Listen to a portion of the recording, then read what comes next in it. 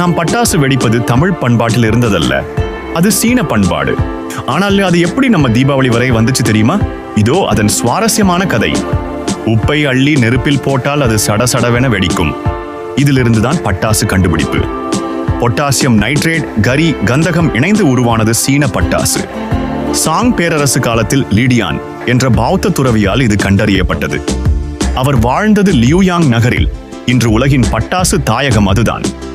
பட்டாசு சத்தத்தில் தீய சக்திகள் அஞ்சி ஓடும் என்ற நம்பிக்கையால் சீனர்கள் இன்னும் பட்டாசு நாள் ஏப்ரல் 18 கொண்டாடுகிறார்கள். 1922 கத்தாவில் ஜப்பானியர்கள் முதலில் தீப்பெட்டி தொழில் தொடங்கினர். அங்கேயிருந்து இந்த தொழில் இந்தியாவுக்கு பரவியது. ஜப்பானின் ஹனாபி என்ற சொல்லுக்கு நெருப்பு மலர் என்று அர்த்தம். அதுதான் ஆங்கிலத்தில் ஃபயர் ஒர்க்ஸ்.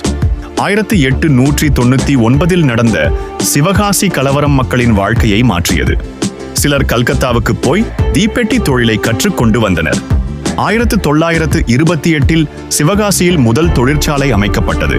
1963 பட்டாசு தொழிற்சாலை தொடங்கப்பட்டது.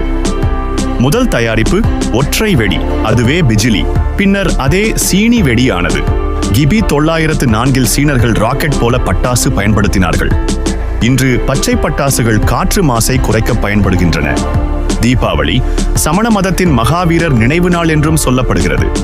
ஆனாலும் மகிழ்ச்சியும் ஒற்றுமையும் தான் இதன் மையம். பாதுகாப்பாய் பட்டாசு வெடியுங்கள். குழந்தைகள் அருகில் பெற்றோர் இருங்கள். இந்த வீடியோ பிடிச்சிருந்தா லைக், ஷேர், சப்ஸ்கிரைப் செய்ய மறக்காதீங்க.